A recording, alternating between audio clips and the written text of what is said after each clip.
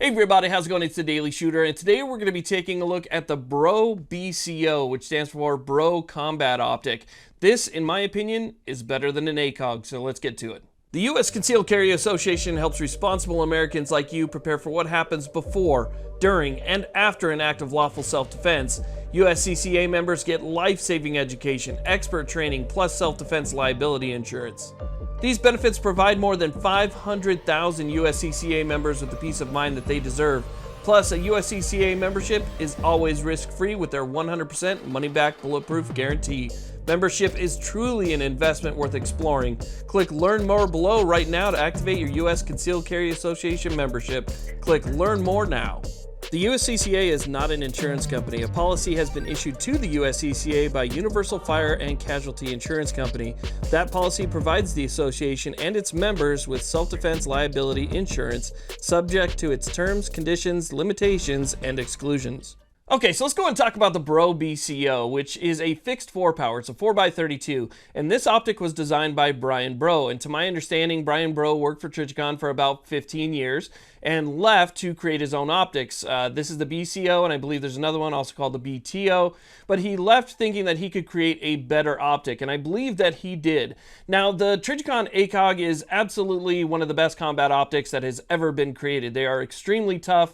The glass is nice. The reticles are great. There's some people that love them, some people that hate them, but I still think that the ACOG is one of the all-time best combat optics out there. So that's saying something. It's hard to improve on that.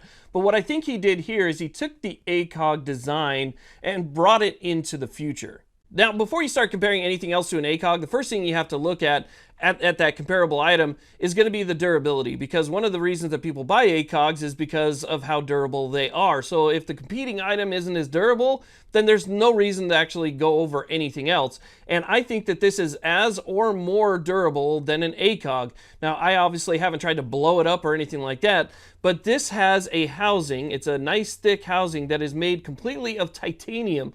So we have an extremely strong body on this thing. Again, made completely of titanium. So it's got a really nice strong outer shell.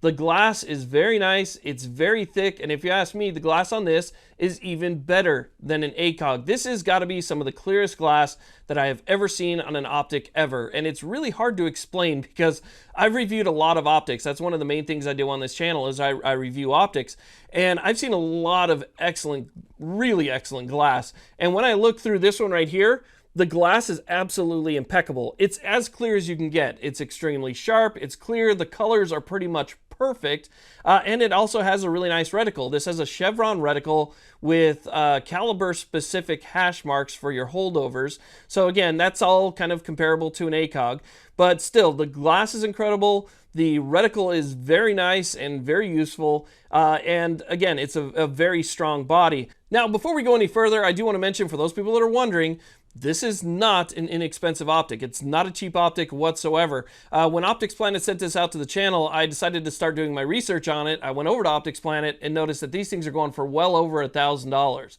So they're fairly expensive, but for those people that say, you know, buy once, cry once, or you get what you pay for, you definitely get what you pay for this. So with that being said, let's go over some more features here and talk a little bit more about the optic. So one thing that you're going to see here is the omission of that fiber optic cable that's on the top right here. So that fiber optic that's normally on the top of an ACOG, you don't see that on this one right here, and that's because this one is battery powered.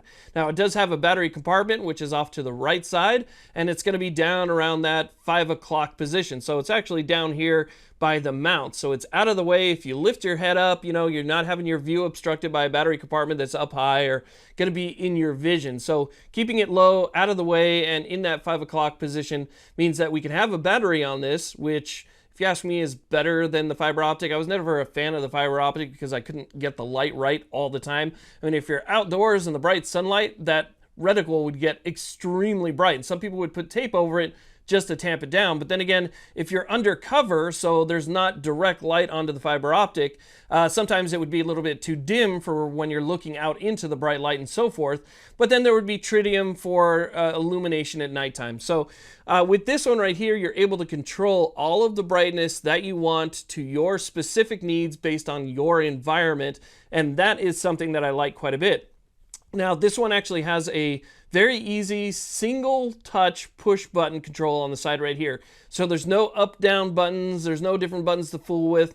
It's one single button, and this button is also going to be down and out of the way. So as you can see right here, it's off to the side, it's low profile, it's not sticking up or creating some type of, obstruction to your vision, but it is just a single button that you could press, and it takes care of all the problems that I was having with that fiber optic cable. So it is a push button control, multi adjustment, night vision and day brightness reticle, and it does get daylight bright. This thing actually gets stupid bright like a red dot. Now, just like with most other fixed 4X optics, you're going to have pretty short eye relief, and that's something that you might have to get used to if you've never used something like this before. So if you're used to a red dot where you can set your head pretty much anywhere, or an LPVO where you have 4 inches of eye relief, with this you're going to have to scoot your nose up pretty much to that charging handle in order to get rid of that ring, in order to get rid, the proper eye relief.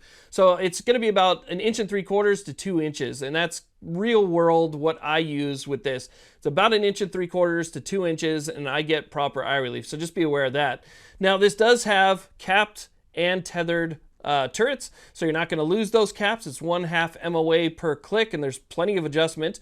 And if you want to mount a 1X red dot or something like that on top of this, it does have the ability to do that. So again, you're using that fixed 4X, but if you want to switch to something with no magnification whatsoever, you can simply pop your head up, switch to that 1X, and you're good to go. And everything's out of the way. Again, that battery compartment is going to be located at the 5 o'clock position. And then on the other side, you're looking at the 10 o'clock position for the push button itself. So everything is down low and out of the way. The turrets aren't too big. They're big enough where you can get your hand around it and, handle the turret without losing it.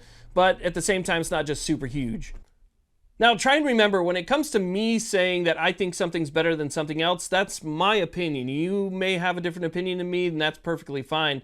But based off of my opinion and my experience using, multiple optics since I've been doing YouTube for the past 10 years and reviewing hundreds of optics, I can say that I like this better than the Trijicon ACOG for several different reasons.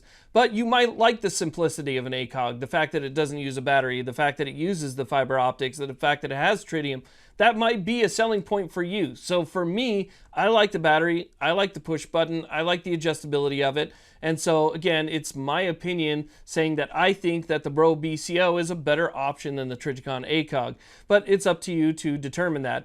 If you ever get a chance to check one out, I suggest that you do, because they are phenomenal optics. It's very rare that I speak this highly of something. I mean, I'll say that I like a lot of stuff, or I say I like a lot of features on different optics, but to say I like something as much as I like this, that it's better than an ACOG, that's saying something about this optic. So anyway, I want to thank Optics Planet for sending this out. I really do appreciate it. I want to thank you guys very much for watching. Please like, subscribe. Have a great day.